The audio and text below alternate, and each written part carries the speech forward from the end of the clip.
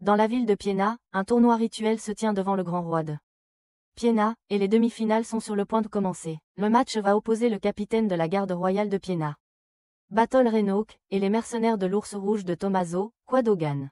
Le gagnant du combat affrontera la princesse Nachetania, la gagnante du dernier tournoi. Alors que l'introduction se déroule, un retardataire nommé Adley Meyer entre sur le champ de bataille et se déclare l'homme le plus fort du monde.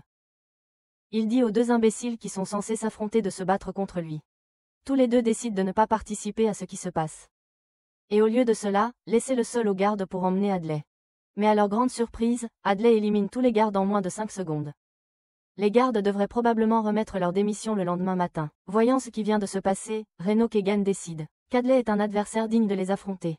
Ils s'approchent de lui et commencent à balancer leurs armes, mais ils ont du mal à lui porter un coup décisif. Adley lâche une bombe fumigène toxique qui engloutit les 3 d'entre eux avant de commencer à s'occuper de Reno Kegan ne semble pas avoir de chance car ses jambes ont été perforées par des pointes qu'Adley avait jetées sur le sol plus tôt. Adley Meyer se déclare vainqueur du tournoi et dit à l'être ancien du destin qu'elle le regrettera si elle ne le choisit comme l'un des 6 braves.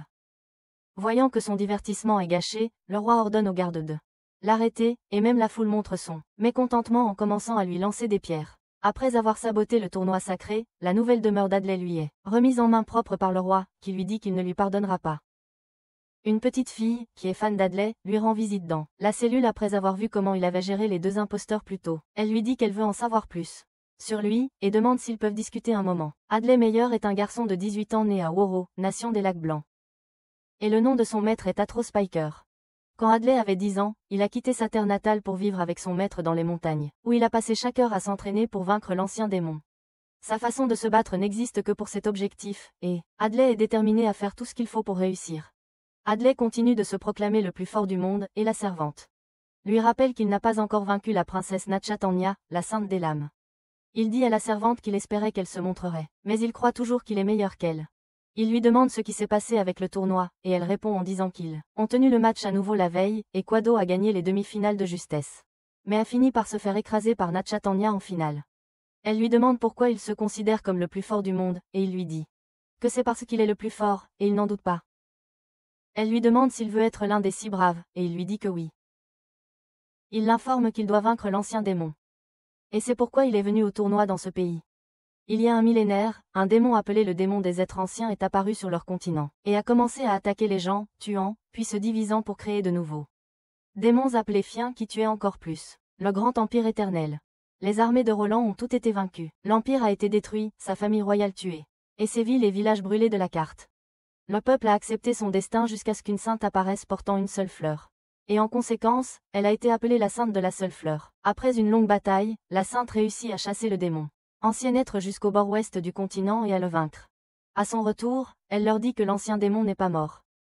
Et qu'un jour il s'éveillera de son sommeil pour transformer le monde en un enfer vivant. Elle prophétisa que lorsque l'ancien démon s'éveillera, 6 héros apparaîtront, portant son pouvoir en eux, et ils renverront l'ancien démon dans son sommeil. Ceux choisis pour devenir héros doivent prouver leur force dans les génomes de l'ancien être du destin construit par la sainte de la fleur unique, et une marque des 6 pétales de fleurs apparaîtra sur leur corps. La première fois que les braves des 6 sont apparus, c'était il y a 700 ans, et cela impliquait le roi héros, Volmer, le saint des arcs, Bana, le saint du feu, Polka, le saint de la glace, Sunimor, le saint du soleil, Émine, et le guerrier sans nom, Ange. En plus de l'être ancien démon, le roi démon, Zofreyer, est apparu. Les héros ont réussi à retarder Zofreyer et à vaincre l'être ancien démon. Il y a 300 ans, les 6 braves sont réapparus pour défier l'être ancien démon. Et ils ont réussi dans leur mission. Au cours des 10 dernières années, de nombreux amis sont apparus sur le continent, une fissure est apparue dans le bijou de la prophétie, et les cristaux qui parlent des démons ont devenu troubles, ce qui signifie que l'être ancien démon va probablement renaître dans un an. La servante demande à Adley s'il connaît le chevalier, Matora Wichita du pays des fruits jaunes. Et Adley dit qu'il connaît au moins le nom, car on dit que cette personne est la meilleure avec l'arc au monde. Elle lui demande au sujet de Fudelka du pays de sable doré, et assure, le saint de la glace. Elle lui dit qu'ils ont été tués par des démons. Adley comprend que les démons tuent des braves potentiels. Avant la résurrection de l'ancien démon. Elle lui dit de rester là jusqu'à ce que sa blessure soit complètement guérie, considérant que la prison est entièrement gardée. Alors qu'elle s'apprête à partir, il lui demande de transmettre un message au la princesse, disant qu'elle va être choisie comme l'une des 6 braves. Alors il attendra avec impatience le jour où ils se battront ensemble. Le roi a toujours indifférent avec Adley, alors il décide de le condamner à la prison à vie. Adley est transféré dans un appartement plus grand où il rencontre les os de l'ancien locataire. Là, il voit une lame qu'il ramasse. Après plusieurs jours d'entraînement en captivité, tout devient soudainement rouge. La nuit, et une voix inquiétante se fait entendre en provenance de Gwenbyr. Au-delà de Gwenbyr se trouve la terre des démons hurlants. Peu après, une lumière violette pénètre le front d'Adley, et immédiatement après, la crête des siffleurs brûle au dos de sa main. Nashtania, Loël, Piena, Augusta, la sainte des lames, arrive peu après, et dit à Adley qu'elle a été choisie pour être l'une des 6 braves. Adley se présente et lui dit qu'il a aussi été choisi. Voyant cela, elle le libère de la prison. Ils se dirigent d'abord vers le repère d'Adley, après quoi ils iront à Gwenbyr, le pays des collines de fer, et la péninsule de Vent, qui se trouve être la terre des démons hurlants. Ceux choisis comme les 6 braves doivent se rassembler à l'entrée de la terre des démons hurlants. Ils arrivent au repère d'Adley et prennent quelques affaires avant de continuer leur voyage. Ils sont sur le point de quitter les frontières de Piena et d'entrer à Fandine. Ils arrivent à un verger sur leur chemin, et la petite gâtée prend un fruit dans le panier d'un fermier, forçant Adley à indemniser le fermier. Elle dit à Adley qu'elle avait toujours pensé que les fruits poussaient sur des assiettes quand elle était enfant. Elle fait la même mauvaise habitude avec un fermier de carottes à proximité, forçant Adley à couvrir ses arrières. Elle utilise ses compétences en tant que sainte de la lame pour éplucher les fruits pour elle et Adley. Pendant qu'il mange, elle demande à Adley s'il n'a jamais rencontré de sainte auparavant. Il lui dit qu'il en a déjà rencontré un qui s'est avéré être un étrange et n'était pas content qu'elle soit devenue une sainte. Adley se demande pourquoi elle serait contre un tel don d'un être ancien, un don dont d'autres sont jaloux. Natchatanya demande s'il est jaloux des saints et il lui répond qu'il est l'homme le plus fort du monde, donc il n'a aucune raison d'être jaloux des saints, et que seules les femmes sont saintes. Elle commence à l'attaquer, et il esquive tout jusqu'à ce qu'il lui crie d'arrêter. Elle s'excuse d'avoir été trop excitée et demande s'il est fâché. Il lui dit qu'il est en colère contre elle et elle s'excuse, lui disant qu'elle est un peu une fille étrange. Elle lui dit que les bonnes se fâchent contre elle tandis que son père l'ignore. Elle se demande si elle est un problème partout où elle va, et il lui dit que ce n'est pas comme ça. L'idiot commence à rire, demandant s'il pensait qu'elle était triste. Elle lui dit de ne pas s'inquiéter car elle ne va pas se laisser abattre si facilement. Ils continuent leur chemin et elle lui dit de ne pas se fâcher trop car elle s'est juste un peu trop excitée. Elle lui dit qu'elle est normalement calme mais qu'elle agit ainsi parce que c'est tellement amusant. Elle lui dit que c'est la seule fois où elle se sentira ainsi, car c'est la seule fois qu'elle a été avec quelqu'un comme lui. Il campe dans un ancien bâtiment abandonné et elle lui parle d'une guerre civile qui a eu lieu à Piena.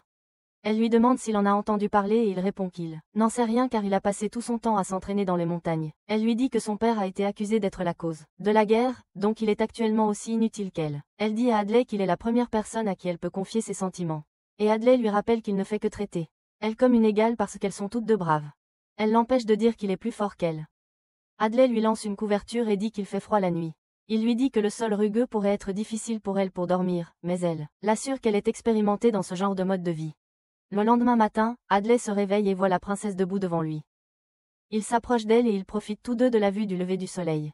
Ils poursuivent leur voyage à cheval, et Natchatanya parle à Adley de son chevalier, Goldof, qui est parti en voyage il y a 6 mois à la recherche du tueur brave. Elle lui dit que cela fait 6 semaines qu'elle n'a pas eu de ses nouvelles. Et que le dernier message qu'ils ont reçu était en lecture seule, sans indice. Adley lui dit que Goldof a peut-être été défoncé et jeté. Natchatanya répond en vantant Goldof. Il lui rappelle qu'elle l'avait mis KO lors du tournoi précédent et elle avoue que Goldof y est allé doucement avec elle à la dernière seconde du combat. Elle s'est sentie tellement humiliée qu'elle a fait promettre à Goldof de ne pas mourir avant qu'elle puisse expier l'humiliation qu'il lui avait causée. Elle assure Adley que Goldof ne peut pas mourir.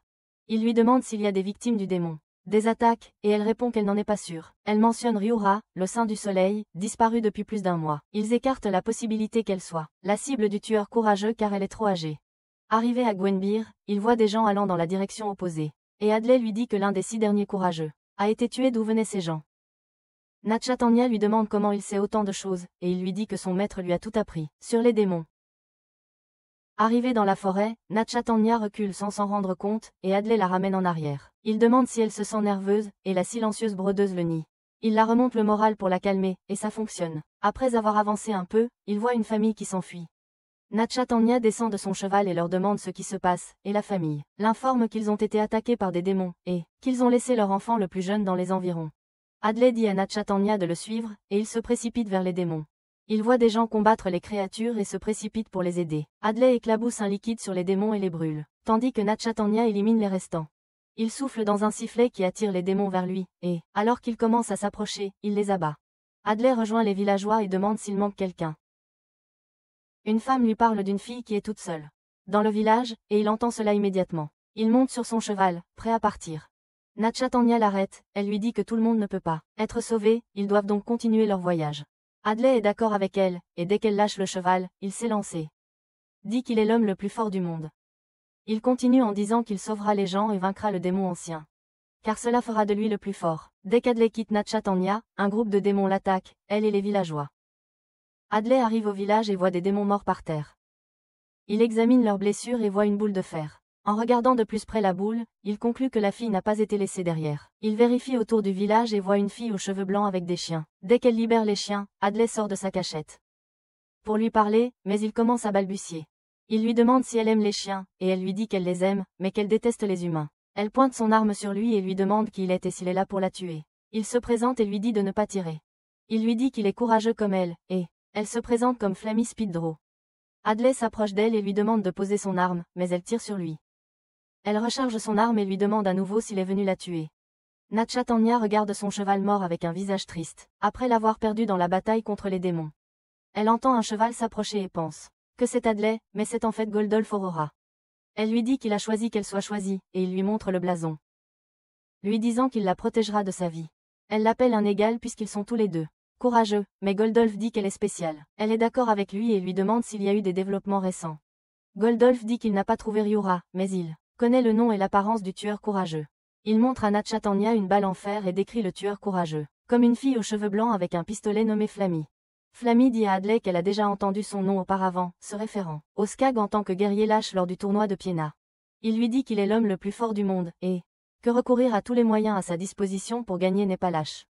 Il lui dit qu'une personne lâche ne se qualifiera pas de la plus forte, alors elle ne devrait pas pointer son arme sur lui. Elle lui demande s'il a des compagnons avec lui, et il dit que Natchatanya est à proximité. Flammy lui dit de dire à Natchatanya qu'elle est la sainte de la poudre à canon.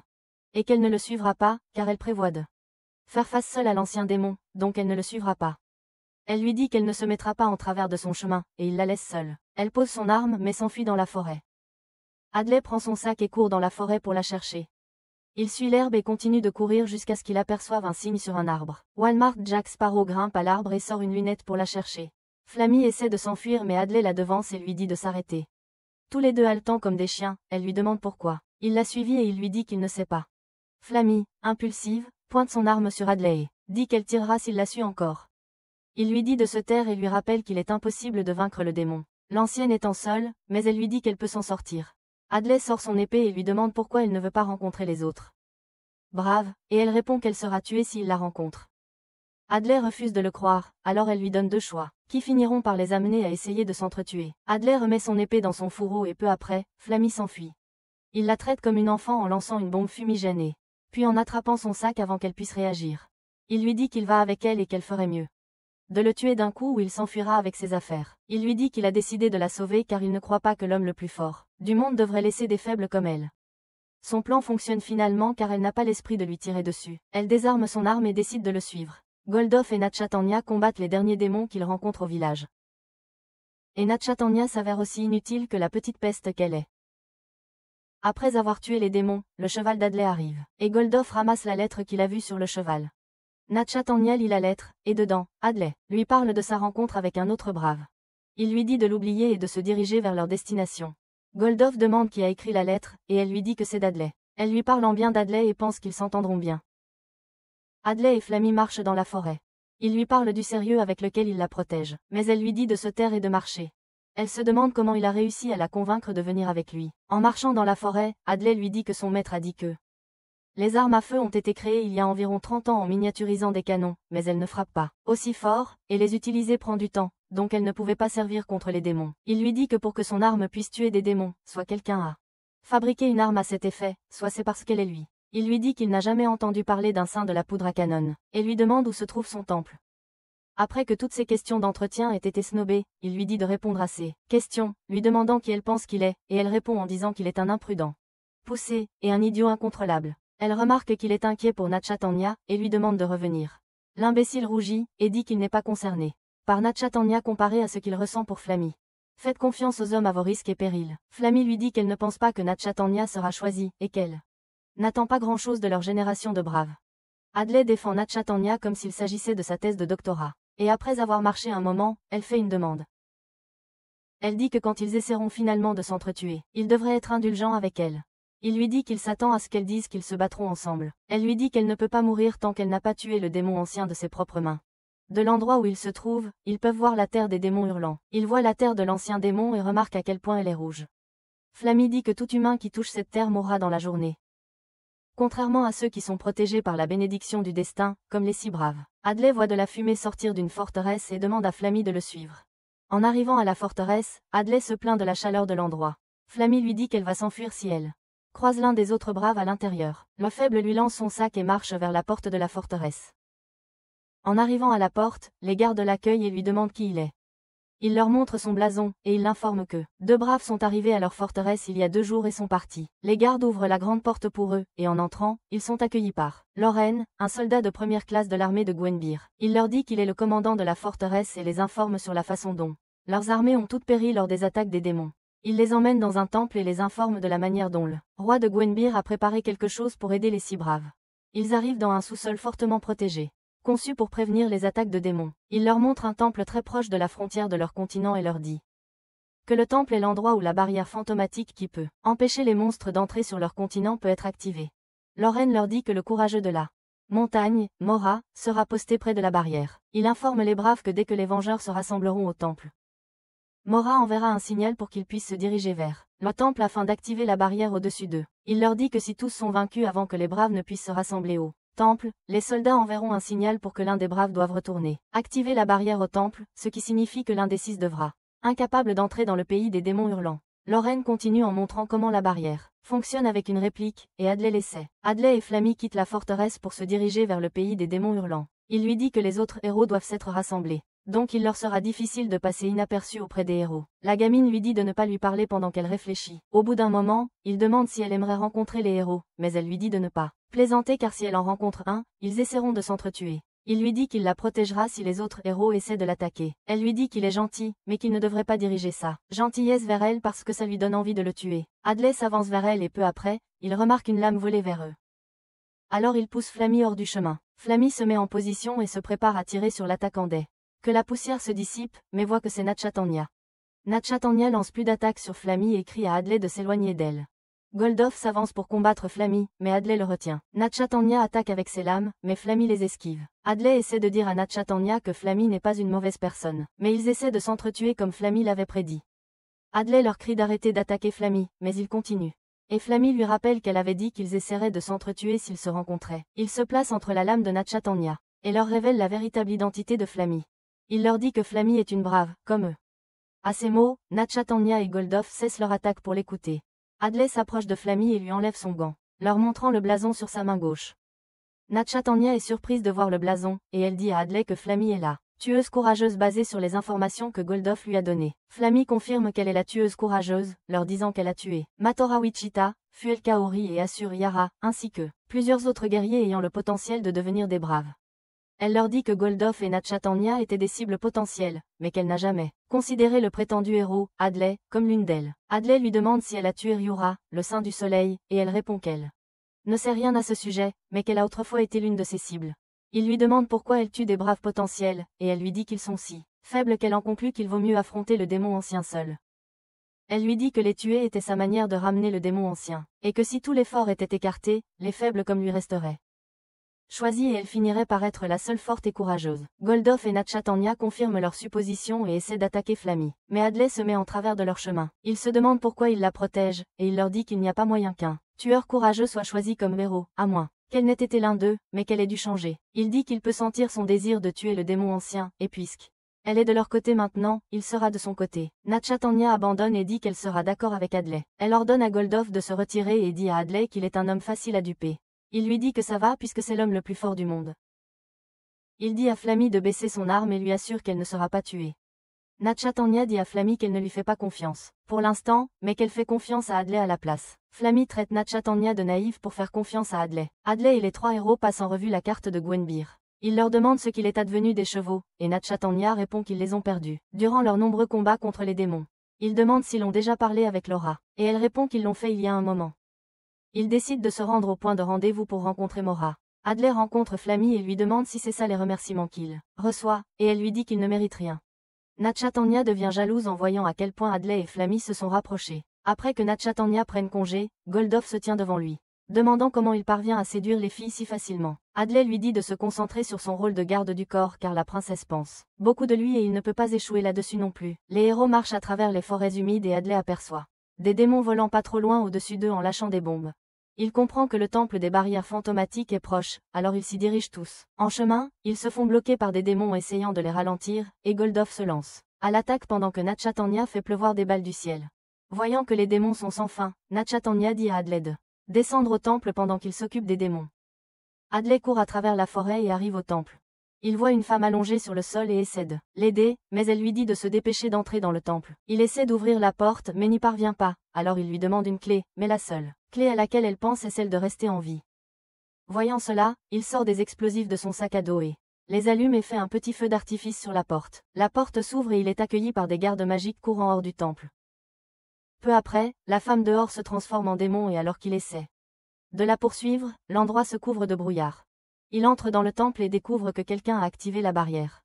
Les héros restants entrent et demandent pourquoi il a activé le brouillard, mais il leur dit qu'il n'était pas celui qui l'a fait, ce qui signifie que c'était un piège pour les enfermer. Ils essaient d'arrêter la barrière, mais ça ne marche pas. L'idiote Natchatanya panique et casse la tablette où le couteau doit être inséré, espérant que la barrière sera levée, mais la barrière a dit non.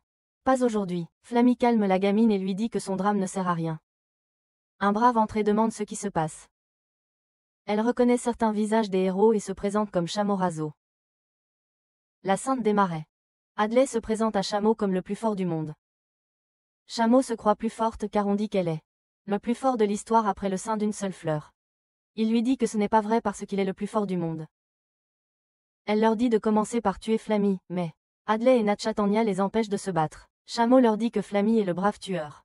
Une autre personne demande pourquoi ils se disputent, et elle entre dans le temple. Elle se présente comme Mora Chester, la sainte des montagnes et leader de tous les temples du ciel. Elle comprend qu'il y a un étranger parmi eux et peu après, un homme nommé Hans entre dans le temple. Mora leur dit qu'elle l'a rencontré la veille, et qu'il fait partie des six braves. Ils se comptent, et voyant qu'ils sont 7, ils se demandent qui est l'étranger parmi eux. Adlai demande qu'ils montrent leur blason, et ils le font tous. Ils se demandent ce qui se passe, et concluent que l'un d'eux est un imposteur. Adlai explique tout ce qu'il a fait jusqu'à ce qu'il entre dans le temple des héros.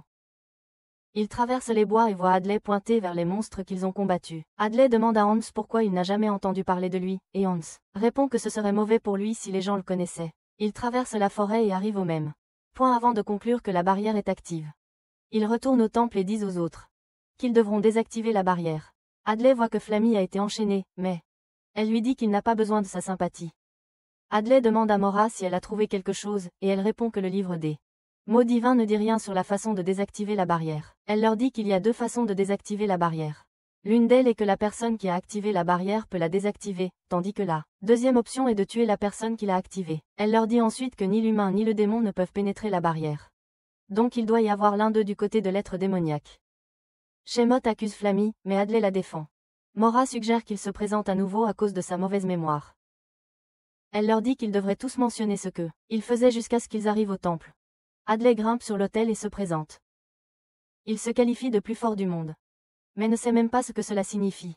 Il raconte tout ce qui lui est arrivé jusqu'à présent, et comment il a obtenu le blason. Natchatanya s'avance ensuite pour se présenter. Elle leur dit qu'elle, Goldolf et Flammy ont combattu les démons auparavant, avant d'atteindre le temple pour découvrir que la barrière était active et que partout était déjà couvert de brouillard. Goldolf grimpe sur l'autel, traînant Flammy à ses côtés comme son chien. Il leur raconte comment il a chassé le tueur courageux, et comment il a rencontré Adlai et Natchatanya. Mora s'approche de l'autel et se présente comme la chef de tout le temple céleste. Elle leur explique comment elle devait surveiller les gens pour s'assurer que le pouvoir n'a pas été mal utilisé en tant que leader du temple de tous les cieux. Elle dit que les héros viennent naturellement à son temple, et c'est pourquoi elle a mémorisé la plupart de leurs visages. Adlai demande si elle connaît Flammy, mais Mora dit qu'elle ne la connaît pas parce que c'est très probablement que Flammy est une sainte nouvellement créée. Elle continue en leur racontant quand elle a quitté son temple et est allée à la forteresse. Après avoir appris l'existence de la barrière fantomatique, il y a 2 jours, elle a décidé d'un plan, et tout en attendant et en se cachant au point de rendez-vous, elle a rencontré Hans, qui est arrivé la veille. Elle continue en disant qu'elle a été attirée par l'explosion de tout à l'heure et est entrée dans le temple. Adlai demande pourquoi quelqu'un d'aussi puissant que Mora ne savait pas pour la barrière. Mais elle dit qu'elle n'en a entendu parler que, mais ne connaissait pas les détails. Shama grimpe sur l'autel et se présente ensuite. Elle leur dit qu'elle a 14 ans et qu'elle est sainte des marais depuis 7 ans. Sa force a toujours rendu Mora folle de rage chaque fois qu'elle utilise son pouvoir. Elle continue de parler et Adley sait qu'ils auront un problème si Shama est le 7e brave. Elle leur dit que quand elle est arrivée au temple, elle a vu du brouillard partout et a rencontré Flammy dans le temple. Adley demande si elle a déjà rencontré Flammy, et Flammy confirme en disant qu'elle a été battue par Shama. Hans intervient ensuite, et rien qu'à son introduction, Adley soupçonne Hans. Hans leur dit qu'il est un assassin, et Nachatanya se demande pourquoi quelqu'un comme lui a été choisi pour être un brave. Mais il dit que quiconque a le potentiel de vaincre le démon ancien peut être choisi comme brave. Il s'avère que le saint de la fleur unique ne choisit que les forts et ne se soucie pas de leur moralité. Il dit à Nachatanya que le monde n'est pas aussi juste qu'elle le pense, et que beaucoup des supérieurs de son gouvernement lui ont demandé d'assassiner quelqu'un. Il dit qu'il a rencontré le roi immédiatement après avoir été choisi pour être un brave et a négocié combien il toucherait s'il vainquait le démon ancien. Il a été payé à l'avance et a caché l'argent avant de venir au temple, seulement pour découvrir qu'il était couvert de brouillard. Shama lui demande pourquoi il parle bizarrement, et il répond que c'est à cause de son style d'épée qu'il a créé en imitant comment les chats se déplacent. Flammy doit se présenter ensuite, et elle demande à Mora de retirer son bandeau couvrant sa tête. Après avoir fait cela, elle voit une petite corne sur sa tête, et elle leur dit qu'elle est née d'un démon et d'un humain. Elle leur montre son œil droit brillant de rouge, et comment il montre le rythme cardiaque de l'être démoniaque ancien. Elle leur dit qu'il y a environ 20 ans, des démons ont infiltré le monde humain, visant à créer un pion qui pourra combattre les braves une fois que l'être démoniaque ancien se réveillera. Elle se qualifie de pion et dit que son père était un humain, tandis que sa mère était un démon qui a tué son père après avoir pris ce qui lui était le plus utile. Ses semences. Elle dit qu'elle a été élevée par des démons, et a observé comment les démons enlevaient des gens et les emmenaient au pays des démons hurlants, et les forçaient à construire un sanctuaire dédié à l'être ancien de la poudre à canon, qui est là où elle a acquis le pouvoir du saint de la poudre à canon. Elle leur dit qu'elle a quitté le pays des démons pour tuer les héros afin de permettre la résurrection de l'être ancien des démons dès qu'elle a reçu le blason floral, mais qu'elle a ensuite eu des doutes. Mora lui demande pourquoi elle est avec les héros et pourquoi elle compte vaincre l'être ancien des démons, et Flammy répond qu'elle ne peut pas le leur dire. Mora lui dit que garder le silence ne fera que la rendre plus suspecte. Adley essaie de la défendre en disant que seul un humain peut activer la barrière. Et qu'en tant que demi-démon, elle ne devrait pas pouvoir le faire. Mais Hans l'interrompt et dit que c'est possible. Il leur dit à tous qu'il existe des choses comme les piliers de sel à l'extérieur du temple qui empêchent les démons d'entrer dans le temple, mais Flammy peut entrer. Flammy leur dit qu'elle n'a pas activé la barrière. Elle regarde Mora et lui dit qu'elle est aussi suspecte, car il n'y a aucune garantie que ce qu'elle dit est vrai. Elle leur rappelle à tous qu'un d'entre ment, et Adley le courageux se concentre toujours sur la protection de Flammy. Flammy dit qu'elle n'est pas la 7e, mais Shama n'est pas d'accord, disant que le brouillard disparaîtra s'il tue Flammy. Hans dit à Shama de se calmer car il ne pense pas que Flammy soit la 7e. Il leur dit qu'elle devrait empêcher tous les braves de se rassembler à tout prix si elle était la 7e, surtout puisqu'elle est connue comme la tueuse de braves. Hans mentionne le fait qu'elle a eu de nombreuses occasions de tuer Adley, mais elle ne l'a pas fait. Flammy confirme ce que Hans a dit. Il conclut que ses actions ne correspondent pas à celles d'un traître. Mora demande à Adley de leur donner plus d'informations sur ce qui s'est passé lorsque la barrière a été activée. Il leur parle de la femme qu'il a vue allongée sur le sol et comment elle s'est transformée en démon singe. Hans leur dit qu'il peut la faire parler s'il la voit, mais Shama l'a déjà tuée quand elle l'a vue courir vers elle. Adley continue son histoire, leur racontant comment il a fait exploser la porte et a été attaqué par les gardes du temple. Il leur dit que la barrière est apparue juste après qu'il ait fait exploser la porte. Mora suggère que quelqu'un était à l'intérieur du temple avant qu'il ne l'ouvre. Hans dit à Adley qu'il lui donne une chance de redresser son histoire. Il lui dit qu'en tant qu'assassin, les gens dans son métier craignent le plus le saint des sceaux, car le saint est connu pour faire des portes qui ne s'ouvrent pas ou se ferment hermétiquement une fois fermées. Il leur dit que la porte du temple est spéciale, et une fois qu'elle s'ouvre, elle ne se refermera pas, donc personne n'a pu être à l'intérieur. Hans dit que l'histoire d'Adley n'a pas de sens, et qu'elle indique qu'il est le 7e saint. Hans dit à Adley de réfléchir sérieusement ou il mourra. Pendant que tout le monde regarde vers Adley, il pense à différentes méthodes que le 7e a dû utiliser pour entrer dans le temple. Mora lui dit que le sceau est conçu de façon à ce que quelqu'un qui force l'entrée et entre dans le bâtiment ne puisse pas cacher le fait qu'il y a été Karl. Le sceau ne sera pas restauré, tout comme sceller une enveloppe. Adley essaie de se défendre en disant qu'il est possible qu'il ait ouvert la porte juste après que quelqu'un soit entré, mais Mora dit qu'il y a des preuves du contraire. Elle lui dit que les mantras sur l'armure poussent les soldats à attaquer la première personne qui n'entre pas de la bonne manière, ce qui signifie qu'il n'aurait pas été attaqué si quelqu'un était entré avant lui. Adley évoque la possibilité qu'un saint puisse entrer dans le temple. Mora lui dit que certains pourraient forcer l'entrée, mais ils ne pourraient pas restaurer le temple à son état d'origine. Mora affirme qu'aucun brave n'a une telle capacité. Adley soupçonne que le 7e est un démon comme Flammy, mais Flammy dit que c'est impossible. Elle lui dit qu'elle est la seule née d'une union entre un démon et un humain. Les autres braves sont prêts à éliminer Adley, mais Mora leur dit de se calmer, car il est trop tôt pour juger. Nachatanya essaie de le défendre, mais il souligne les preuves contre lui. Flammy leur dit que c'est drôle comme sa position et celle d'Adley se sont inversées.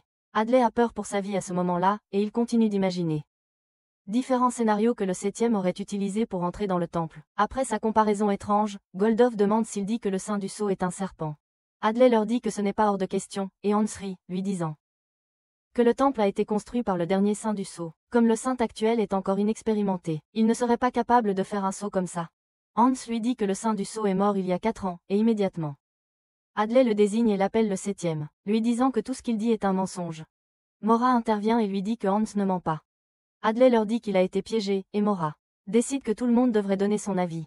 Hans leur dit qu'il devrait tuer Adley, Shama a juste envie de torturer quelqu'un, et Mora dit qu'elle va avec Hans et suggère qu'il tire des informations de lui avant de se débarrasser de lui. Flammy leur dit de faire comme ils veulent, et Natchatanya dit à Goldov de croire Adley, mais il se précipite vers Adley et l'attaque. C'est probablement parce qu'Adley est meilleur pour séduire les filles qu'il ne pourrait jamais l'imaginer. Adley évite l'attaque de Goldov et Hans avant de lancer une bombe fumigène et de saisir Flammy. Adley pointe une aiguille sur sa gorge et leur dit que c'est empoisonné.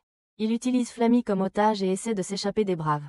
En sortant du temple, Hans lance un poignard et il le touche à la taille.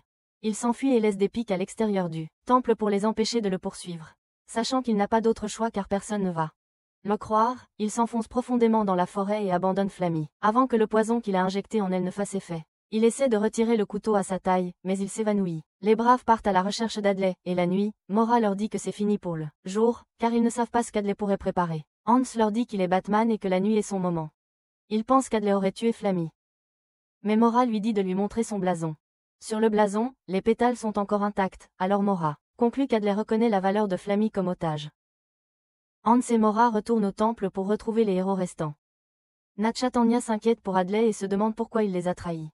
Pendant qu'elle se plaint, Goldov la regarde de la même façon que toi tu regardes cette fille, qui continue de courir après un homme en particulier après s'être fait briser le cœur d'innombrables fois. Adley rêve du passé quand il encaissait plusieurs défaites contre Raynor. Il se souvient s'être plaint que Raynor voulait toujours rejoindre la force de défense. Sa mère lui dit qu'il n'y a rien de mal à cela et qu'il devrait aussi étudier l'escrime.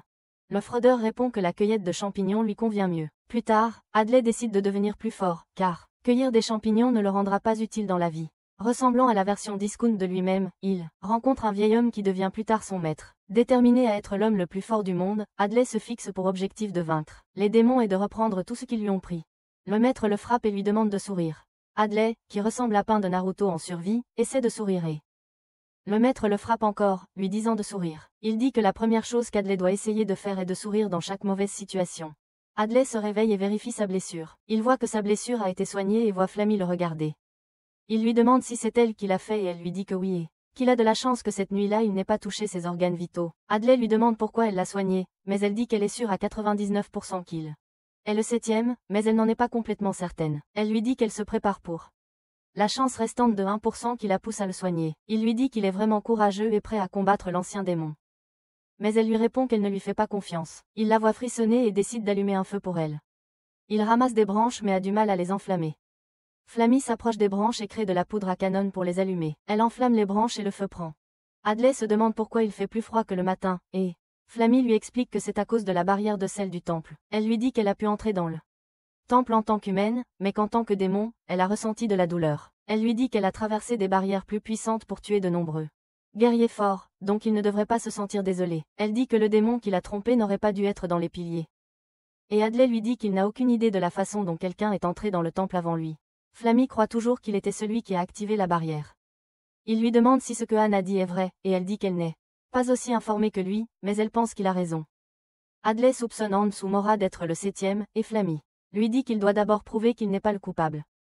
Il revient sur ce qui s'est passé plus tôt et soupçonne Mora ou Hans. Il évoque Shami et demande quelle est sa capacité, mais Flammy lui dit que Shami ne peut pas facilement dissimuler les preuves de sa capacité. Adley conclut qu'ils ont 2 ennemis, l'un parmi les 7 qui se sont réunis en premier au temple et l'autre qui s'est faufilé dans le temple et a activé la barrière en premier. Il élabore un plan possible destiné à le piéger et à faire tuer celui qui se proclame l'homme le plus fort du monde. Il lui dit que le 8e doit être leur priorité absolue. Il lui demande de l'aide pour trouver le 8e, mais elle refuse. Elle lui dit qu'elle le soupçonne toujours, et demande pourquoi il sourit dans une situation si grave. Il lui dit qu'en tant qu'homme le plus fort du monde, il ne laissera pas les mauvaises situations l'atteindre. Flammy appelle cela une illusion, mais il la corrige, disant que c'est sa volonté. Il prévoit de trouver les ennemis le lendemain. Flammy lui demande pourquoi il veut être l'un des braves, et il est surpris de voir Flammy s'intéressait à quelqu'un d'autre pour la première fois. Hadley demande à Flammy pourquoi elle lui a demandé la raison pour laquelle il veut être brave. Et elle répond que c'est parce qu'il est moyen. Elle le qualifie d'homme ordinaire avec beaucoup d'armes insolites. Et elle se demande comment quelqu'un d'aussi ordinaire que lui est devenu si fort. Hadley lui dit que c'est grâce à son maître, qui était tellement obsédé par la défaite des démons qu'il s'est reclus dans les montagnes, inventant de nouvelles armes et leurs utilisations. Il a appris à Hadley à se battre à la dure, et l'a beaucoup fait étudier. Son maître lui a appris à fabriquer de la poudre à canon, des poisons, et même les dernières connaissances scientifiques. Flammy lui dit qu'elle a entendu parler d'un homme comme ça, et confirme son nom. Elle lui dit que le nom de son maître figurait sur sa liste de cibles, mais que c'était une faible priorité à cause de son âge. Elle lui dit qu'elle a entendu parler de ses méthodes d'entraînement sévères, et lui demande pourquoi il ne s'est pas enfui. Hadley lui raconte que quand il était enfant, un seul démon est venu au village et a demandé à parler au meilleur guerrier du village. Le lendemain, le démon avait disparu, et le chef du village leur a dit de se rendre au pays des démons hurlants, et de rejoindre l'armée démoniaque, car il serait désormais gouverné par l'ancien démon. Parce qu'il croit qu'il n'y a aucun moyen pour les 6 braves pour gagner contre le démon ancien. Hadley décrit le démon à Flammy, et elle lui dit que c'est l'un des 3 souverains des démons. Elle lui dit que le démon a été celui qui a eu l'idée d'un demi-démon et a ordonné à sa mère de lui donner naissance. Hadley continue son histoire, disant que son meilleur ami est mort en le protégeant. Et sa sœur est morte pour qu'il puisse s'échapper. Son maître lui a dit que c'était grâce à Raynor et à sa sœur qu'il pouvait devenir fort. Il lui dit qu'on ne peut pas devenir fort par la vengeance, mais par ses croyances. Et Flammy répond qu'elle est jalouse parce que elle n'a rien en quoi croire. Il lui demande ce qu'elle veut dire par là, et elle lui dit que, en grandissant, elle a tout fait pour plaire à sa mère. Elle a essayé de s'en prendre à Shama, mais elle a eu du mal à porter un coup, et s'est fait battre comme un enfant qui vient de perdre un combat de rue. Après avoir à peine échappé à la mort et être rentrée chez elle, sa mère a essayé de la tuer, et les autres camarades qu'elle pensait l'aimer n'avaient plus d'utilité pour elle après avoir vu à quel point elle était inutile. Elle dit qu'elle ne peut pas pardonner à sa mère d'avoir essayé de la tuer. Elle détermine qu'elle va détruire le travail de toute une vie de sa mère, et quand elle détruira l'ancien démon, elle regardera sa mère dans les yeux et lui dira de regretter ce qu'elle a fait, car c'est le résultat. Après avoir raconté son histoire, elle lui demande pourquoi il ne la soupçonne pas, et pourquoi il croit ce qu'on lui a dit, lui disant qu'elle devrait être son principal suspect s'il n'est pas le 7e. Elle lui dit que ses actions à elle seule sont plus de raison de le soupçonner. Hadley lui dit que la raison pour laquelle il ne la soupçonne pas, c'est parce qu'ils sont similaires, et qu'ils ont tous deux éprouvé la douleur d'être trahis par ceux en qui ils avaient confiance et de perdre leur maison. Il lui dit qu'il la croit parce qu'il ne veut pas la considérer comme son ennemi. Elle dit qu'ils sont différents parce qu'il a quelque chose en quoi croire. Elle lui dit qu'elle retourne au temple et lui demande de venir avec elle. Elle crée un objet qui ne peut être détecté que par elle chaque fois qu'il explosait. Le donne à Hadley, lui disant qu'elle pourrait le tuer la prochaine fois qu'ils se rencontrent. Hadley crie qu'il protégera non seulement elle mais tout le monde. Flammy retourne au temple et il lui demande des nouvelles d'Hadley. Elle leur dit qu'elle a été blessée et espérait le capturer, mais a réussi à s'échapper parce qu'elle n'avait pas son arme avec elle. Mora accepte et demande qu'elle prenne du repos, lui disant qu'elles parleront en profondeur le lendemain matin. Le lendemain matin, Flammy raconte ce qui s'est passé quand elle était avec Hadley, en parallèle de l'histoire qu'elle lui a racontée. Après avoir entendu l'histoire, les héros essaient de blanchir Flammy, disant qu'elle est l'une des leurs, mais Hans remet en question leur décision. Il demande s'ils sont sûrs qu'elle a combattu Hadley, affirmant que sa lame est allée assez loin en lui. Elle lui dit qu'il est un faible et qu'il n'est pas aussi fort qu'il le pense. Il évoque une théorie stupide les concernant tous les deux, tombés amoureux, et elle répond qu'il est dégoûtant. Mora dit au chat de se taire et demande à Flammy comment elle se sent après avoir réalisé qu'Hadley est le 7e. Flammy répond qu'elle n'était pas surprise, et Mora lui demande pourquoi. Flammy explique que les actions d'Hadley ressemblent à quelqu'un qui essayait de la rallier à son camp.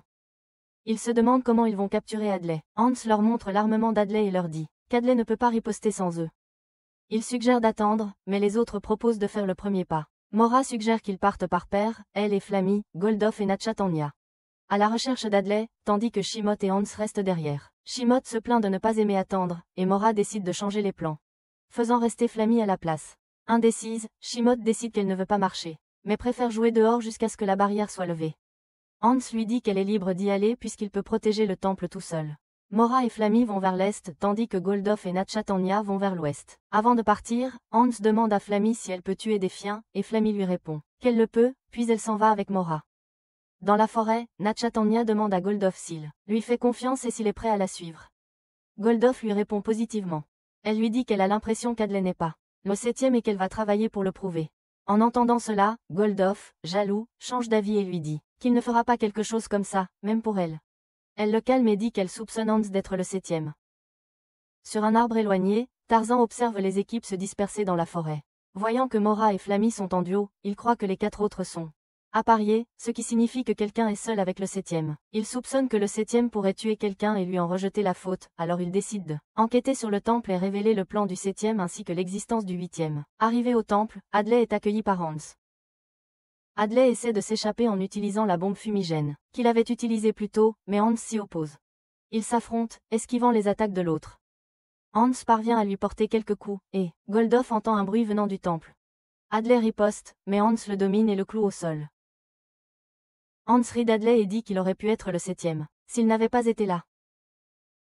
Hans l'interroge, lui disant qu'il s'attendait à ce qu'il soit plus intelligent en prenant un otage, mais il nie être le 7e. On ne s'attend pas à ce que l'homme le plus fort se proclame intelligent, tu sais. Le perdant utilise une bombe fumigène et s'échappe dans la forêt.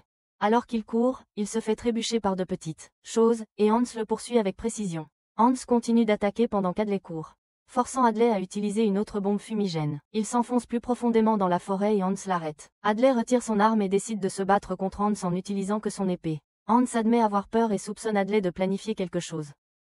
Hadley analyse la situation et sait que la victoire ne signifie pas battre Hans car il doit laver son honneur et trouver le 7e. Il observe Hans alors qu'il l'étudie et la position de ses armes, mais la seule chose que Hans néglige, c'est ce qu'Hadley utilise pour attaquer. Hadley tire avec sa lame et cela désarme une des armes de Hans. Hans lui demande pourquoi il a raté et il dit à Hans que s'il était le 7e, il n'aurait pas gâché sa seule chance de le tuer. Hadley décide de parier sa vie pour convaincre Hans qu'il n'est pas le 7e. Il espère que Hans n'est pas non plus le 7e, car il sera condamné si Hans l'est. Hans accepte qu'Hadley n'est pas le 7e, et, peu après, il avoue être le 7e. Hadley essaie d'atteindre ses armes, mais avant qu'il ne puisse, Hans lui tranche la gorge avant qu'il ne puisse saisir son arme. Hadley réalise que ce n'est qu'une hallucination, et Hans lui dit qu'il a fait ça pour détecter si Hadley est vraiment le 7e, mais il est convaincu en se basant sur la réaction d'Hadley. Il se serre la main et se déclare camarade à partir de ce moment. Hans dit à Hadley qu'il a trouvé un peu étrange de le voir protéger Flammy alors qu'il n'a aucune raison de le faire s'il était le 7e. De retour à la case départ, il se demande qui est le 7e. Mora voit les restes du feu d'Hadley. Elle confirme l'histoire de Flammy et se demande ce qu'Hadley essaie de faire. Elle croit qu'Hadley a tout planifié soigneusement, et Flammy lui dit qu'ils doivent juste le chercher partout. Mora suggère qu'ils réfléchissent avant d'agir. Elle dit à Flammy qu'elle n'est plus suspecte, mais Flammy ne le croit pas car elle sent que Hans et Shemot pourraient encore la soupçonner. Mora reformule sa déclaration et dit qu'elle ne la soupçonne pas. Flammy dit à Mora que les démons sont divisés en plusieurs groupes qui interagissent rarement. Elle demande à Mora si des humains se rangent du côté des démons, et Mora répond qu'elle a seulement entendu et reçu des rumeurs sur un village dont les habitants auraient été enlevés par des démons. Mais quand elle a reçu l'information, il n'y avait aucune preuve de cela. Peu après, elles poursuivent leur recherche d'Hadley. Goldoff et Natchatanya arrivent à un arbre qui se trouve être au bout du chemin menant à la terre des démons hurlants. Elle dit à Goldoff que c'est l'endroit où les braves devaient se retrouver. Elle voit les traces de Hans et Mora à la base et commence à s'inquiéter pour Hadley. Goldoff se fâche contre elle et lui dit qu'Hadley est leur ennemi, et elle se met en colère contre lui disant de poursuivre Hadley tout seul si c'est ce qu'il veut. Elle s'excuse et dit qu'elle n'a jamais pensé qu'ils en viendraient à se crier dessus. Tout comme la meilleure amie jalouse de ta copine, Goldoff lui demande pourquoi elle croit plus en Hadley qu'en lui, malgré le temps qu'il lui a consacré.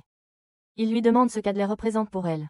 Elle lui demande pourquoi il n'est pas dans son bon sens, lui disant qu'une bataille pour sauver le monde a eu lieu avec la vie de leur camarade en jeu. Danger, mais tout ce à quoi il pense, c'est comment il peut séduire la princesse. Elle lui dit qu'Hadley est leur camarade et que ce n'est pas le moment de s'occuper de sa jalousie. Après avoir remis le lover à sa place, il s'excuse et souhaite faire comme elle dit. De retour au temple, Hans vérifie l'intérieur à la recherche de fissures ou de passages secrets mais ne trouve rien. Hans demande à Hadley s'il a des outils qui peuvent détecter les menteurs, mais Hadley dit qu'ils sont tous faits pour tuer des démons. Hans conclut que quelqu'un doit être entré dans le temple avant Hadley. Mais le sceau est parfaitement scellé, sans aucune issue. Hadley demande à Hans qui serait le prochain suspect s'il était tué, et Hans répond que ce serait Flammy. Hadley vérifie l'hôtel et peu après, il remarque quelqu'un se dirigeant vers le temple. Hans va voir et se rend compte que ce n'était que son imagination. Hadley décide de partir avant que quelqu'un n'arrive, et alors qu'il s'en va, Hans lui demande comment la barrière s'active. Expliquant qu'il n'est pas allé à la forteresse, donc il ne sait pas. Cela pousse Hadley à limiter les suspects aux personnes qui le savent. Il prévoit de confirmer si Shama sait comment activer la barrière pour affiner son hypothèse, mais avant de faire un pas, quelqu'un passe devant la porte. Goldoff et Natchatanya décident d'abandonner cette zone, et Goldoff lui demande pourquoi elle soupçonne Hans d'être le 7e. Elle lui dit qu'elle ne réfléchissait pas clairement, et qu'elle ne lui a pas dit la chose la plus importante. Hans et Hadley sortent du temple et rencontrent Shama. Elle demande à Hans pourquoi il est ami avec Hadley, et Hans répond qu'il a découvert qu'Hadley n'est pas leur ennemi. Elle lui dit qu'elle s'ennuie et qu'elle veut déjà vaincre le démon ancien. Adley essaie de lui parler de la possibilité de trouver le 7e. Mais elle rejette l'idée, lui disant qu'elle n'en a plus rien à faire. Elle décide de tuer tout le monde un par un sauf Mora, jusqu'à ce qu'elle trouve le 7e. Car elle croit pouvoir gérer le vieil démon seul. Et n'a pas besoin de l'aide des faibles. Elle mord la plante qu'elle tient et fait couler un marais de son ventre, issu des marécages. Des démons apparaissent, et elle leur dit que toutes les choses qu'elle a jamais mangées se battent joyeusement dans son estomac. Elle ordonne aux démons d'attaquer Adley et Hans, et tandis qu'ils, en essayant de courir dans la forêt, ils affrontent plusieurs monstres. Ils décident de courir vers le temple, et ils voient que la barrière de sel n'affecte pas les démons. Hans décide d'attaquer l'un d'eux, mais il se régénère instantanément. Adley en abat un, et demande à Shama pourquoi elle attaque aussi Hans. Shama s'approche d'eux et leur dit que il n'y a aucune preuve que Batman n'est pas le 7e lui aussi. Elle suggère ensuite que Hans tue Adley, et si la barrière s'éteint, alors elle ne le tuera pas. Hans décide qu'il ne le fera pas, et Adley dit le laisser s'échapper seul s'ils sont vraiment condamnés. Shama crache plus de démons pendant qu'Adley et Hans commencent à se battre. Adley et Hans combattent les monstres, mais ils continuent à se régénérer. Ils décident d'attaquer Shama à la place, mais les démons la protègent. Elle se moque d'eux et leur dit que c'est la même chose que tous les imposteurs qu'elle a affrontés font, ils s'allient pour la combattre. Hans demande à Adley s'il a un plan. Adley sait qu'ils seront désavantagés s'ils continuent. Alors il dit à Hans de le protéger pendant qu'il réfléchit. Dos à dos, il demande à Hans combien de temps il peut tenir. Hans lui dit qu'il peut tenir 60 secondes, et Adley lui dit de courir vers Chameau quand les 60 secondes seront écoulées, et il ne doit penser à rien d'autre. Après 60 secondes, Hans charge vers Chameau, tandis qu'Adley retient les démons avec sa flûte et des flammes. Alors qu'Hans se rapproche, Chameau crache un autre démon vers Hans, et Adley dit à Hans de bloquer au lieu d'esquiver. Alors qu'Hans bloque, il est repoussé en arrière, et Adley le pousse vers Chameau. Il finit par faire tomber Chameau au sol avant qu'il ne lui attache la bouche, les mains et les jambes. Voilà pour mademoiselle, je vais combattre le démon moi-même. À l'intérieur du temple, tous deux s'accordent à dire que Chameau n'est pas le 7e. Adley continue de poser sa question et lui dit de bouger la tête pour signaler sa réponse. Il lui demande si elle savait utiliser la barrière avant d'entrer dans le temple, et elle secoue la tête. La supposition d'Adley sur le 7e se réduit à 4 personnes. Mora et Flammy courent vers le temple depuis la forêt après avoir entendu les bruits de chameaux en train de se battre. Adley et Hans entrent dans la forêt à la recherche de Flammy. Il dit à Hans qu'il veut parler à Flammy de quelque chose, et Hans lui dit que Flammy est dangereuse, car elle est la suspecte la plus probable, puisqu'il n'est pas le 7e. Adley dit qu'il est certain qu'elle n'est pas la suspecte, et Hans insiste toujours pour qu'il ne contacte pas Flammy pour le moment. Il ajoute que Flammy vit dans l'obscurité, qu'elle n'aime personne. Et qu'elle ne croit personne. Adley confirme que ce que dit Hans est vrai, mais il décide tout de même de la rencontrer et de lui parler. Il dit à Hans de s'occuper de Chameau et de réfléchir à ce qu'il a dit. Avant de partir, il donne à Hans un objet, lui disant qu'il comptera sur lui s'il trouve une preuve. Adley s'enfonce profondément dans la forêt et active l'objet que Flammy lui a donné plus tôt. Flammy ressent son signal et demande à Mora de se rendre au temple sans elle. Elle arrive là où se trouve Adley, et la première chose qu'elle lui dit, c'est qu'elle est surprise qu'il soit en vie. Mora arrive au temple et se fâche contre Hans pour avoir laissé Adley s'échapper. Il lui dit qu'il peut prouver l'innocence d'Adley. Il lui dit qu'Adley est un génie et qu'il a compris le plan du 7e. Adley dit à Flammy qu'il a compris une partie du piège du 7e héros.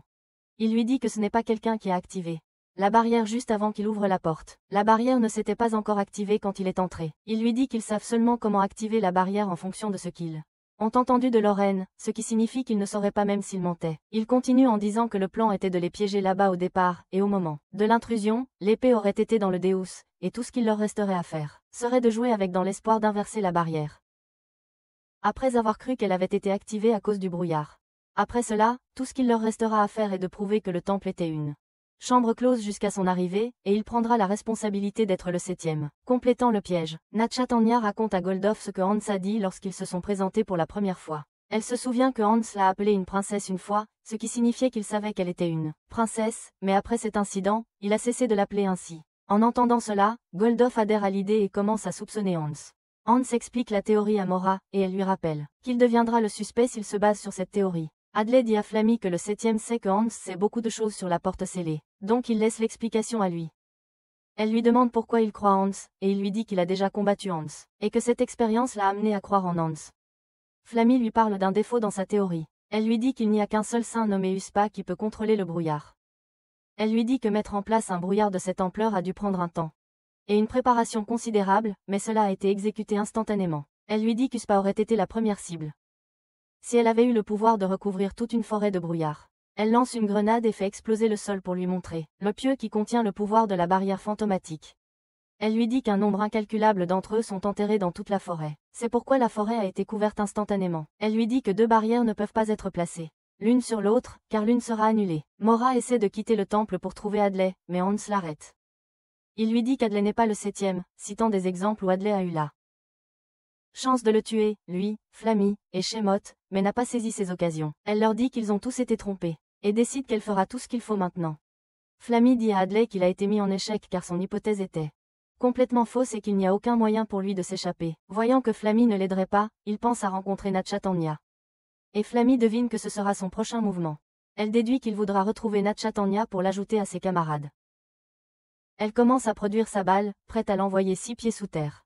Il lui dit qu'elle sera la prochaine suspecte s'il meurt et qu'il ne finit pas par être le 7e, donc qu'il est vivant est la meilleure option pour elle.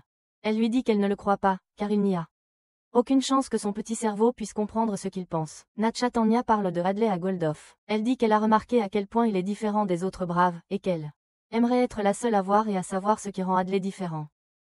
Elle dit à Goldoff de regarder son blason et demande si Adley est toujours en vie. Goldoff lui dit que personne n'a encore été tué. Elle sourit et dit qu'elle travaillera dur tout comme Adley. Adley est surpris par la décision de Flammy. Elle lui pointe une arme dès qu'il s'approche d'elle et lui demande pourquoi il l'a toujours protégée et pourquoi il ne l'a pas soupçonnée. Elle lui dit qu'elle le descendra s'il ne lui dit pas la vérité. Il lui dit qu'il pensait qu'elle n'était pas leur ennemie et voulait la protéger. Mais il n'a pas de raison qu'il puisse lui donner, et elle remet son arme au fourreau. Elle lui dit de ne pas lui mentir, et il commence par ce bullshit de Naruto en lui disant qu'elle lui ressemble. Il raconte le légendaire moment de l'histoire de Naruto sur comment il a essayé d'être un outil de guerre, vivant uniquement dans le but de détruire les démons. Il lui dit que son cœur n'est pas quelque chose qu'elle peut se débarrasser, et elle lui répond que c'est un mensonge, car elle a réussi à s'en débarrasser. Adley lui dit que la seule chose qui la pousse à vouloir se débarrasser de son cœur, c'est son cœur, et qu'elle ne pourra jamais tout abandonner pour devenir plus forte. Adley dit qu'on ne peut pas empêcher son cœur d'aimer quelqu'un. Il lui dit que depuis la veille, il l'aime et qu'il vient de s'en rendre compte. Mais dès le premier jour où il l'a rencontrée, ses sentiments envers elle n'ont pas changé. Fais-moi confiance, Natchatanya ne serait pas heureuse d'entendre ça. Adley confesse ses sentiments à Flammy. Il mentionne des moments où il a vu qu'elle n'avait pas été protégée par ses camarades mais il avait l'envie de le faire. Flammy pose la question que chaque fille peu sûre d'elle posera. Elle lui demande ce qu'il aime chez elle et le type dit qu'il ne sait pas. Il lui dit qu'il ressent de la douleur, chaque fois qu'elle ressent de la douleur. Elle lui demande où elle devrait vivre une fois que le démon ancien sera mort. Lui rappelant qu'elle n'est acceptée dans aucun des deux mondes. Adley lui dit de commencer une nouvelle vie après son arc de vengeance et qu'il s'occupera de son acceptation dans le monde des humains. Elle lui dit qu'elle le comprend maintenant, et alors qu'il s'approche d'elle. Elle lui tire dessus. Elle lui dit qu'elle est certaine qu'il est son ennemi et continue de lui tirer dessus. Les braves entendent les coups de feu et se dirigent vers elle. Mora dit à Shama de surveiller Hans et la met en garde, de ne pas l'attaquer à moins qu'il ne fasse quelque chose d'étrange. Hans demande à Shama si Mora est si forte qu'elle lui fait peur, mais Shama lui dit que c'est le contraire. Elle lui dit que Mora fait peur. Mora s'avance devant le temple et utilise le pouvoir des échos de la montagne pour parler à tous les braves. Elle les informe que Hans a été vaincu par Adley et demande qu'il le tue à vue. Hans attrape Mora par le col, mais Shama utilise ses démons pour le retenir. La manœuvre que Mora vient de faire fait suspecter Hans qu'elle est la 7e. Adley prend ses jambes à son cou mais regarde son blason et s'arrête. Il dit à Flammy que Hans va bien. Elle lui dit que Mora a dit qu'il était en vie, donc le blason ne s'estomperait pas. Elle crée des balles et tire sur lui. Flammy dit qu'elle ne croira pas un mot de ce qu'il dit. Natchatanya a l'air inutile, et elle s'excuse d'avoir douté de Hans. Goldoff essaie de prendre ses mains, mais elle craque et commence à rire comme une méchante. Elle dit à Goldoff qu'elle sait enfin ce que ça fait d'être en colère. Croyant qu'Adley a trahi sa confiance, elle décide qu'elle veut expérimenter ce que ça fait de trancher ses ennemis en morceaux pendant qu'elle est en colère. Flammy lance une fusée éclairante qui révèle leur emplacement, et les héros se dirigent dans cette direction. Adler essaie de convaincre Flammy que Mora ment. Elle lui dit que ça ne changera pas le fait qu'il soit un imposteur. Elle lui lance des bombes, et il manque de se faire toucher. Il lui lance des aiguilles et s'arrête en voyant qu'il l'a blessé. Elle lui demande pourquoi il ne s'enfuit pas, et il lui répond que c'est parce qu'il veut qu'elle croie en lui. Il lui dit qu'il n'est pas le 7e, mais elle refuse de le croire. Elle le traite de menteur et pleure d'avoir été seule tout ce temps. Elle crée 3 explosifs, et alors qu'Adley court vers elle, elle le fait exploser comme sur un champ de bataille. L'explosion le projette au loin et Mora saute dans l'espoir de porter le coup final, mais Adley l'esquive. Tous deux décident d'attaquer Adley ensemble, et bien qu'il semble que Mora ait un compte personnel à régler avec lui, Adley lui crache de l'eau au visage et la projette. Il utilise ensuite une bombe fumigène, et alors que la fumée se dissipe, il apparaît devant Flammy. Mora charge vers lui pour le frapper, et Flammy voit qu'il ne s'enfuit pas. Alors elle se demande pourquoi. Elle empêche Mora de le frapper, et Mora lui demande pourquoi elle a fait ça. Elle répond qu'Adley a capitulé. Adley laisse tomber sa lame et lève les mains en s'agenouillant. Il lui demande si Hans va bien. Elle répond que c'est lui qui l'a blessé, mais il dit qu'il veut juste savoir s'il va bien. Maura demande qu'il lui parle de ses projets, mais il dit qu'il n'en a pas. Il leur raconte comment il compte prouver l'innocence de Flammy. Il revient sur l'incident, en disant qu'il passera la plupart des détails. Il sort un médicament fabriqué par son maître, et demande à Flammy de lui prêter une balle. Hadley vaporise l'outil sur la balle. La balle émet une lumière rouge. Il leur explique que le médicament fait que qu'un démon touche s'illumine en rouge. Il dit qu'il l'a pulvérisée sur l'autel pour activer la barrière et qu'elle n'a pas réagi. Ce qui signifie que Flammy est innocente. Il leur dit qu'il a aussi informé Hans et lui a donné l'outil. Flammy réalise qu'Hadley l'a protégée tout ce temps. Il dit à Maura que son plan est fichu si elle est fausse. Ce qui signifie qu'ils ne peuvent pas tuer Flammy après l'avoir tuée. Le voir la protéger même lorsqu'il est sur le point d'être tué la fait conclure qu'il l'aime vraiment. Hadley dit à Maura qu'elle le regrettera après avoir découvert qu'il n'est pas le faux. Mais elle ne le croit pas. Il dit à Flammy de s'associer avec Hans après qu'il ait été tué car elle peut lui faire confiance. Maura essaie de l'attaquer, mais Flammy l'arrête. Maura lui crie dessus et lui dit de ne pas le croire. Flammy pleure en admettant qu'elle déteste le fait qu'il lui ait enfin permis de lui faire confiance. Hadley s'enfuit avec Flammy après avoir créé un écran de fumée. Alors qu'il s'échappe, il voit plusieurs couteaux se diriger vers eux. Natchatanya rejoint le combat et pointe ses couteaux pour attaquer Hadley. Natchatanya remercie Hadley de l'avoir encouragé jusqu'à ce stade, après quoi elle décide de le finir. Hadley essaie de convaincre Natchatanya que Hans est en sécurité, mais Maura intervient et lui dit qu'Hadley a trompé Flammy. Natchatanya dit à Hadley qu'elle attend qu'il se repente. Flammy lui chuchote de fuir, et il lui dit qu'il se dirigera vers le temple. Natchatanya envoie plusieurs couteaux vers eux, mais les couteaux s'entrechoquent, sans toucher les cibles parce qu'elle les a trop concentrés. Goldof trouve enfin une raison de les attaquer, et il s'en empare de toutes ses forces. Il se lance pour frapper Flammy, mais Hadley la pousse hors du chemin. Natchatanya profite de l'occasion pour attaquer Hadley, mais Flammy bloque l'attaque. Maura rejoint le combat, espérant retenir Flammy pendant que les autres attaquent Hadley. Cela fait exploser Flammy et les trois d'entre eux. Goldof demande à Maura pourquoi Flammy les attaque, et elle répond que Flammy a été trompée. Flammy dit à Hadley de courir vers le temple pendant qu'elle retient les braves. Et Hadley jure qu'il la protégera avant de courir vers le temple. Les braves mettent Flammy hors de combat, mais Hadley s'échappe. Arrivant au temple, Hadley appelle Hans, mais il ne l'entend pas. Natchatanya commence à l'attaquer immédiatement après être arrivé au temple. Il utilise un écran de fumée pour l'éviter et se cacher d'elle. Elle le sent derrière un pilier et s'avance vers lui. Alors qu'elle s'approche, Hadley change de position et saute dans la forêt. La faisant le poursuivre. Il s'enfuit d'elle tout en recevant quelques coups jusqu'à ce qu'il fasse nuit. Elle continue ses attaques sans fin et finit par le blesser. Natchatanya s'approche de lui et lui dit qu'il ne sert à rien de fuir. Elle lui dit qu'il est le 7e et essaie de l'achever, mais il bloque avec ses mains. Avec sa lame dans ses mains, il la repousse. Avant de se relever pour continuer sa course, Goldof le soumis la rejoint et lui demande à propos de sa santé, mais elle lui dit de s'en prendre à Hadley. Hadley a du mal à porter ses outils dans la forêt, et il commence à les laisser tomber un par un. Goldof a une nouvelle chance de frapper Hadley, et il l'utilise au mieux en concentrant toute sa colère refoulée en une seule attaque. Le frappant vers l'un des corps des démons qu'ils ont tués. Maura porte Flammy et Hadley remercie Goldof de l'avoir amené ici. Il lui dit que c'est ici qu'ils ont été attaqués par des démons. Maura et Natchatanya demandent à Goldof de tuer Hadley, mais Goldof dit qu'ils doivent obtenir des informations de sa part. Natchatanya voit Shamot et Hans entrer dans la forêt et laisse tomber sa lame de peur, réalisant qu'elle a été trompée. Hadley leur crie de se dépêcher. Goldof se tourne vers Maura et lui demande pourquoi Hans est en sécurité. Shamot et Hans s'approchent d'Hadley pour prendre de ses nouvelles, et le fou se déclare l'homme le plus fort du monde. Hadley sourit et leur dit qu'il est temps de vaincre le 7e. Et ils ont tous l'air perplexes. Il leur dit qu'il va révéler le piège que le 7e avait tendu. Il parle de la théorie du brouillard que Flammy a démystifié plus tôt, et leur dit que il y a un saint qui peut créer instantanément le brouillard. Il leur parle de son plan de révéler le 7e avec le pouvoir de la science.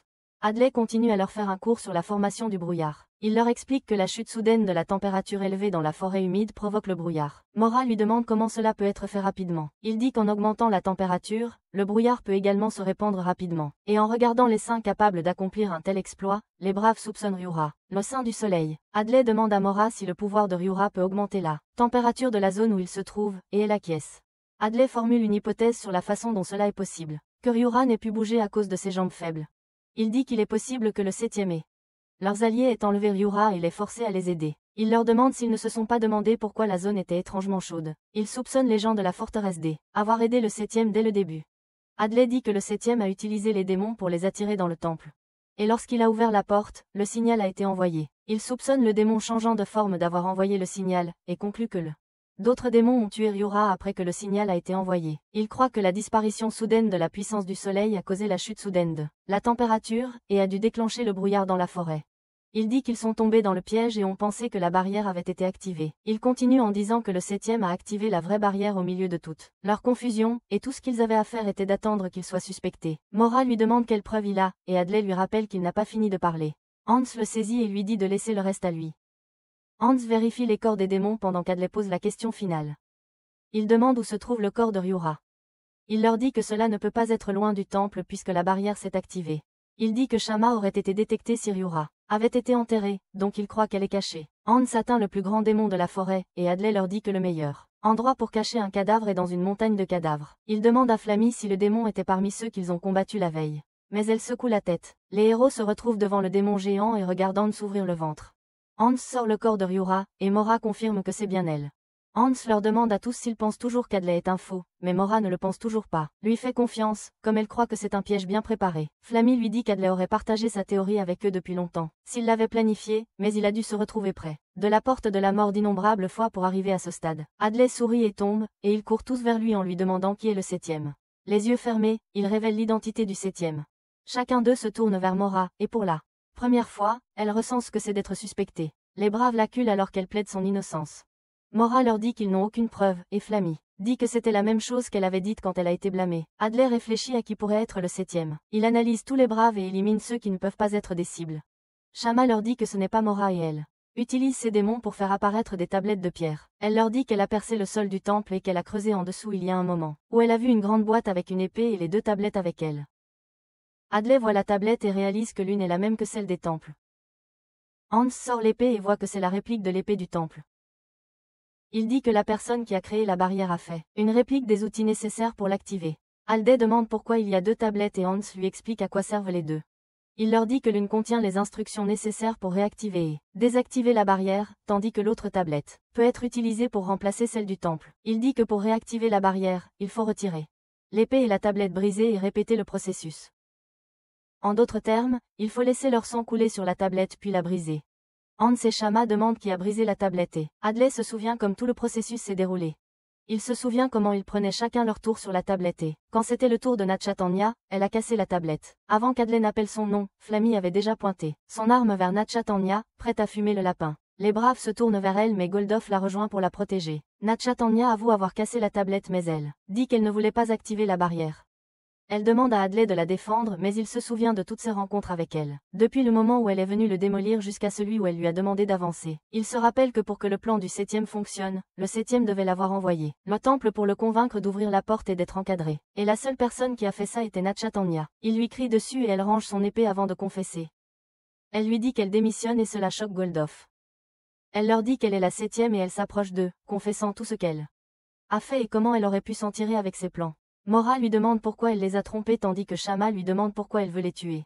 Natchatanya répond en disant qu'elle veut un monde où les anciens démons, les fiens et les humains peuvent vivre sans se battre et pour y parvenir, elle doit ressusciter l'ancien démon. Elle demande qu'il se retire pendant qu'elle s'occupe de l'ancien démon, leur disant qu'elle ne le laissera pas détruire le monde humain, parce qu'elle aime les humains et les démons également.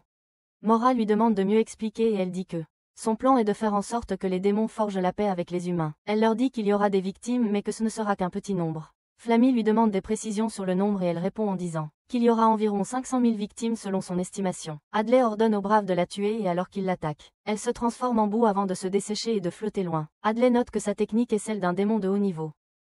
Voyant qu'elle est encore proche, les autres braves se lancent à sa poursuite tandis que Flammy reste en arrière avec Adley pour le soigner. Il la félicite d'être gentille, mais elle lui dit de ne pas parler. Elle met le médicament dans sa bouche et lui donne un baiser sur les lèvres. Le lendemain, Adley se réveille dans le temple et la première personne qu'il voit est Mora. Elle s'excuse de ne pas avoir pu voir qu'il est un vrai brave. Il lui dit de s'excuser auprès des autres car il n'y a pas de sens à s'attarder sur le passé. Hans confirme qu'elle l'a fait et Adley demande à propos de la barrière. Hans lui dit que Natchatanya l'a brisée avant de s'échapper. Adley demande aux autres et on lui dit qu'ils sont dehors. Il vérifie ses blessures et voit qu'elles ont miraculeusement guéri. Mora le remercie de les avoir sauvées et elle finit par